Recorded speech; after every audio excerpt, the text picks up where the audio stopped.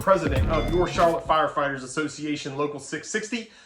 Wanted to give everybody an update on a couple of issues that your union has been working on, but we want to start by offering our heartfelt condolences to Brother Hager, his family. As we're all aware, both him and his wife Amy unfortunately passed away due to COVID, and our hearts go out to their families, their kids, and just can't put into words. So not going to talk about COVID in this video. However, we do have a podcast that's in the newsletter. We encourage all of you to listen to the podcast, to share it. We had some healthcare professionals that were willing to sit down and talk with us and offer what we feel is a different perspective to help give you some more information to where if you're not vaccinated, maybe it'll help you look at things in a different light. And so again, we just ask you to do that. But again, heartfelt condolences to Hager, Brother Jeff, and his wife Amy, and their family and their kids. So with that said, let's move on to some survey results. As you know, a few weeks ago, we did a podcast releasing Local 660 survey results. We talked about issues that were within CFD, as well as issues that were within Local 660. Again, nothing wrong with self-reflection. We can always get better. We need to get better. And to get better, we need to address these issues. So with that said, also in the newsletter, there's going to be a link to some feedback of a survey that was done by the city of Charlotte with battalion chiefs. So, and when we look at the results of that survey, the feedback that the battalion chiefs gave, it was a constant theme, the same things that Local 660 survey said. We can't talk about the Oklahoma State survey because we have not seen those results. We don't know if we ever will see those results. We do know just through emails that the department has put out that the participation rate is low, or it's the same level that Local 660's was. And when you talk to people that do surveys, low participation rates is another sign of low morale. So again, we're not just going to point out these issues. We want to help be part of the solution to help fix these issues. That's how we move the department forward. So we're not going to do the whole survey. We're just going to hit some of the high points. You guys, everyone can read it for themselves. We're putting it out there. So one of the themes the battalion chief said was lower levels feel their voice is not heard. Lower levels feel that their voice is not heard. Brothers and sisters, not only did our survey say the same thing, CFD, the command staff, Chief Johnson, refuses to even meet with Local 660 so we can bring concerns to them. So if you refuse to even meet, well then again, your concerns ain't going to be heard because you don't want to hear them. So again, a solution to this, let's get back to meeting together. Let's work on these issues. Let's fix them as a department, as a union, work together. Another example of lower levels feeling their voice was not heard, let's look at the battalion chief insignia. Again, we said this wasn't a union issue from the start, but again, it shows that Chief Johnson did not care what the battalion chief said. They all signed a petition saying they did not want the rank insignias changed, but he did it anyways. So, I mean, there's other examples. The mandatory overtime. This local brought forth numerous examples of how to help with mandatory overtime. You know, suggestions that came up from the ranks as well as the executive board. We brought them forward. It would not only make it better for the workers, it would be cheaper on the taxpayers. It would save the city money. Yet every one of those suggestions has gone ignored. They've ignored every single suggestion. And here we are still doing mandatory overtime, mandatory holdovers. Would our suggestions fix the issues?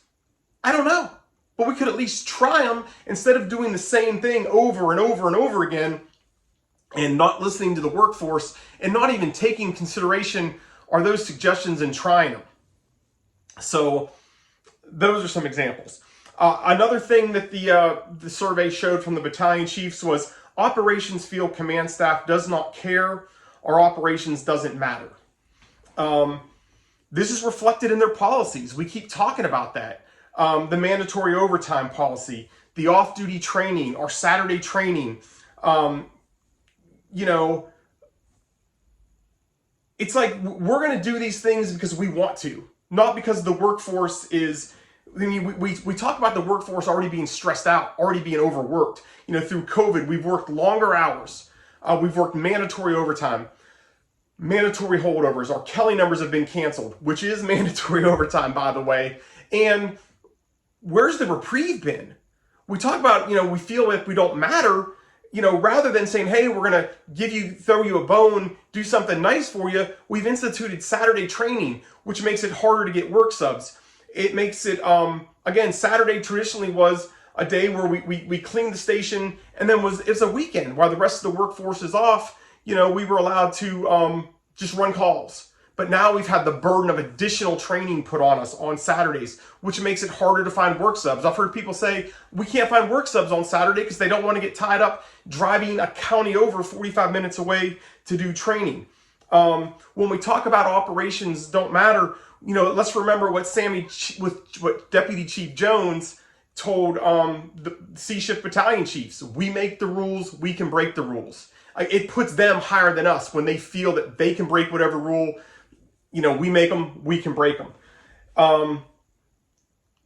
Not only do BCs and operations feel like they're not heard, this administration has shown that they ignore data. They ignore their own work group suggestions. You know, work group said no internal assessors. Well, they didn't like that, so they ignored that suggestion and did what they wanted to do. When we talk about ignoring the data, let's look at the Management Partners report. Management Partners came into the city of Charlotte when Chief Johnson first got here, and they, you know, several work groups. Well, one of the work groups was on staffing. This is pre-COVID. That work group showed that the staffing model, we were severely understaffed, and we haven't done anything to correct it. There were suggestions made to deal with staffing. Those suggestions were ignored. A matter of fact, we had to get the survey or the results of that Management Partners reports to attorneys because they had marked it confidential and refused to share it. And we put that out a couple months ago to your members, to the membership. So those things lead to low morale and, you know, just distrust. The battalion chief also said that there is a theme that they don't get their questions answered. A theme they don't get their questions answered. Remember the HR task force? When they stood before council and they made it seem like the union was the issue, all they do is ask question after question after question, and they ask the same question repeatedly. Well, maybe we ask the same question repeatedly because under Manager Jones' leadership, not only does Manager Jones, his department heads, city HR and the fire department refuse to answer questions. As I've said it for, you know, every video and podcast we've done, I still have questions that I did through my chain of command at work. We're going on 8 months that have been unanswered. So that theme that they don't answer questions it's consistent. Another good example of questions not getting answered, there's a fire station out there who 8 months ago started the process to get a patch approved. A simple patch that only affected that one station 8 months ago. They're still awaiting answers. If we can't answer simple questions on approving a patch, what makes us think we can do the big things? Also on that patch thing, let's keep in mind the rank insignia, when Chief Johnson wanted that change, he changed it right away. Well, this station's waiting 8 months for simple approval for a patch. You know, that not getting questions answered. We have investigations that have been going on for 8 months, for over a year, or investigations that don't even take place. We had complaints filed on promotional processes where it took over 7 months to get answers. These delay tactics. You know, we talk about delay, defend, and deflect. I mean, that's what this administration does. But it's a strategy that's employed by Manager Jones as well. If you look at the media reports, he doesn't answer FOIA requests. You know, it's just a theme. It's constant. They always want to make it sound like the union's the problem. Well, we're asking questions and not getting answers. So again, let's answer questions. You know, we'll ask difficult questions. Battalion chiefs will ask difficult questions. Let's just answer them. It's a simple fix. Let's not try to hide. Let's not try to delay and defend and deflect everything. Let's go to the consistent communication.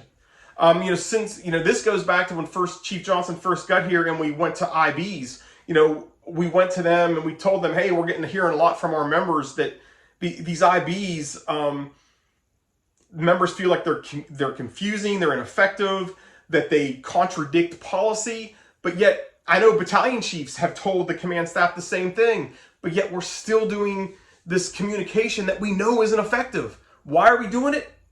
I don't know. It's like they made a decision and refused to walk back from it. Let's get back to, consistent communication.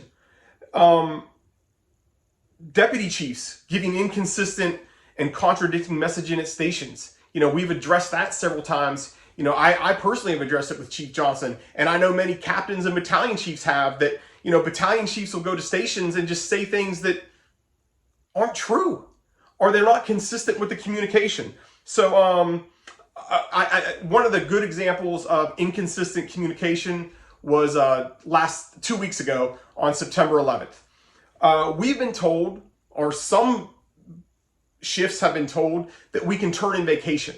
We can turn in vacation because it helps with staffing. We're doing mandatory overtime, canceled Kelly numbers, holding people over.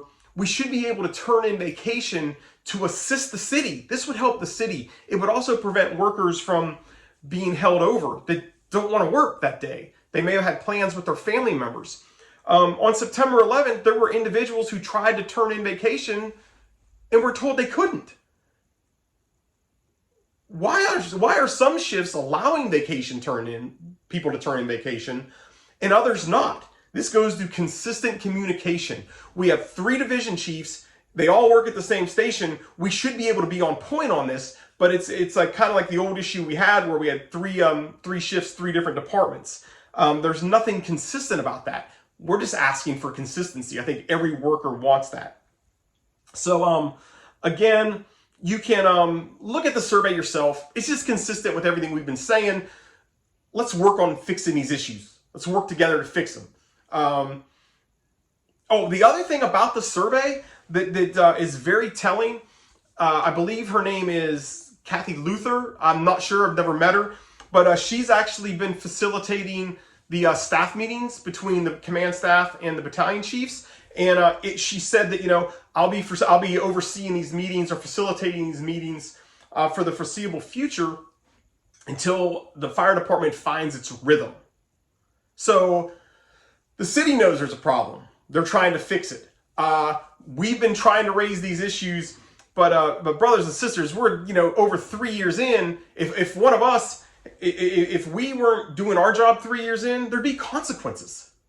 So I mean, again, it's very telling that it's a good thing though, because there are issues. So if we want us to throw a bone, I'd like to thank the manager, HR director, whoever made the decision to bring someone in to help facilitate these staff meetings. And we would encourage it, and we'd be open as an executive board, Local 660, to using the same facilitator so we can get back to meeting with them and bringing our concerns forward. So let's switch to the Firefighter 1 off-duty training, and let's talk about work-life balance. All right, operational firefighters, currently with Kelly numbers canceled, we are scheduled to work 2,912 hours a year. 2,912 hours a year because we're on a 56-hour work week. A 40-hour-a-week office worker are scheduled for 2,080 hours a year. 2,080, all right? If you count in their 11 paid holidays that are automatically off, we get ours as vacation, they are scheduled to work 1,992 hours a year. We are scheduled for almost 1,000 hours more a year than a 40-hour-week employee. All right, we are scheduled to work, and they have the luxury of working from home during COVID. And it may not be a luxury. Luxury may be the bad word. They have the opportunity to work from home. We're frontline workers, brothers and sisters. We don't have that option. We have to be on the street. We are in harm's way when we go into these people's homes. So what is CFD asking of the firefighter ones? So we already work more hours than anyone else in the city. And again, we talked about earlier, by canceling Kelly numbers, we are now scheduled to work 2,912 hours. The longest work hours in the city we are scheduled to work for. Because staffing is critically low, we've been forced to work overtime, consistent threats of mandatory overtime, And now we're going to ask them to volunteer time for training? Days that we never did? 26 days? There's a PowerPoint again in the newsletter. None of us have ever done that. I've heard people say, well, we did it. They should have to do it too. It's just patently false. When we did do it, we went down for a week at a time for each class. It was 5 days, not 26 days. And it was wrong then. No one else in the workforce does this. Not city HR, not the attorney's office, not the police department. Why are we asking the workers who work the most amount of hours to volunteer time to the city? When we talk about work-life balance, and we've heard people say about, COVID has put an undue stress on the firefighters. It has. This is additional stress. Why would you do that to your workforce? All right. The hours we work already, the hours away from home are stress enough, let alone our call volume, interrupted sleep, which interrupts our sleep patterns. Now we're going to ask people to take time away from their family, take money out of their pocket to volunteer for a city the size of Charlotte. We talk about being a world-class city. We talk about being the employer of choice. Brothers and sisters, the employers of choice don't ask their workers for 26 days of unpaid work. That may work in Fairfax where they're supplemented by volunteers. We're not a volunteer fire department. We're professionals. We always talk about being an ISO Class 1. Is this what ISO Class 1 departments do? Ask their people to volunteer time? I believe if you check with, the surrounding departments, they pay their employees for training.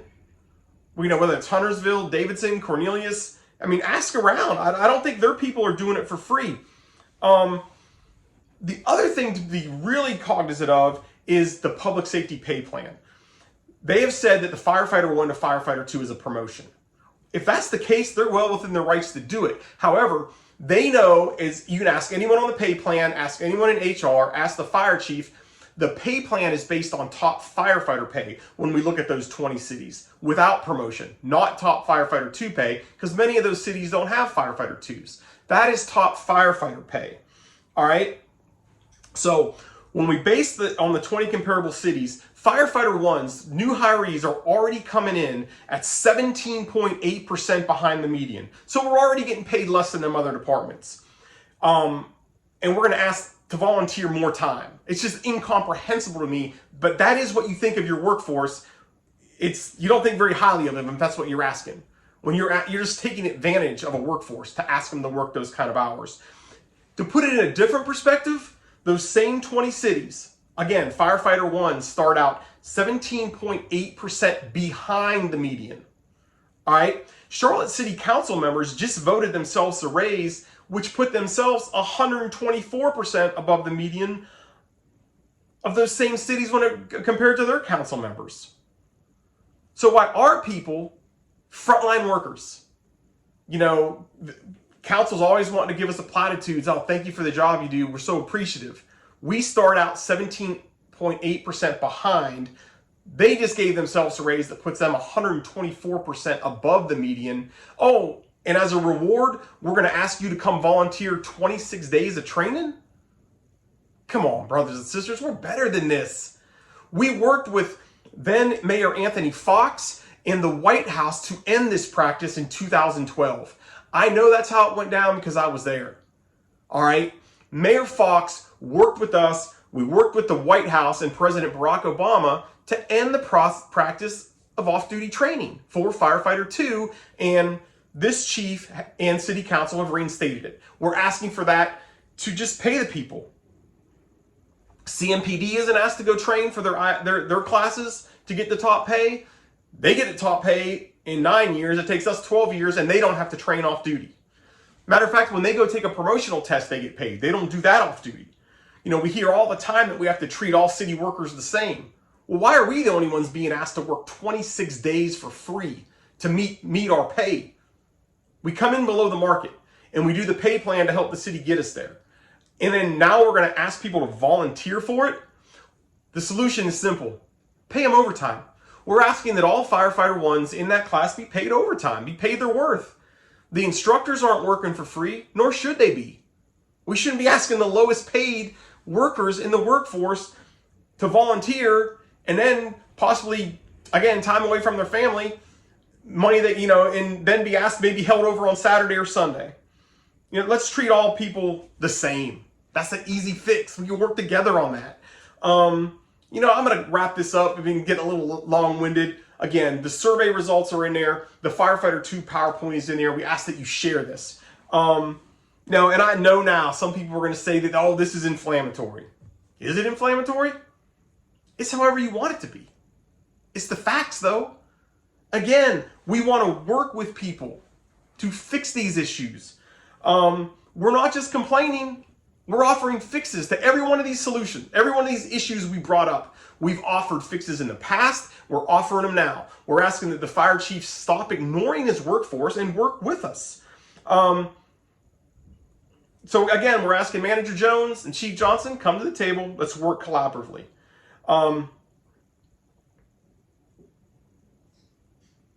Let's stop the blame game. Let's work together to address these issues. Again, it's okay to disagree.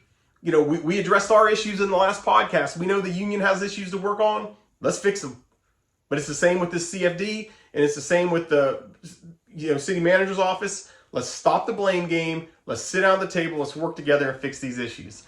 Again, please stress that you listen to the podcast and consider getting vaccine.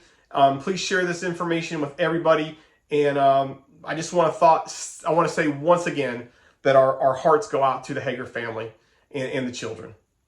Stay safe, stay strong, stay union. Thank you.